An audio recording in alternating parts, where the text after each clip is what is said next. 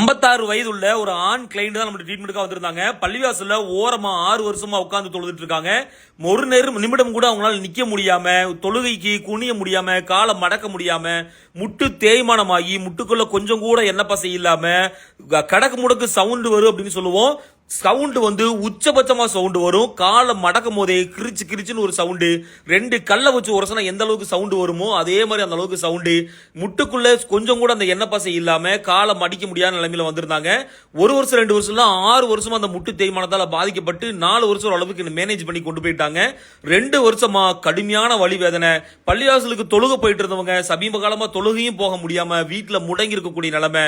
எப்படியாவது குணப்படுத்திடணும், இருக்கக்கூடிய ஆயுள் நாட்களையாவது நான் நல்ல முறையில் நம்ம இது பண்ணணும். கடந்த காலங்கள் நான் ரொம்ப கஷ்டப்பட்டுட்டேன் அப்படின்னு சிகிச்சைக்கு வந்திருந்தாங்க.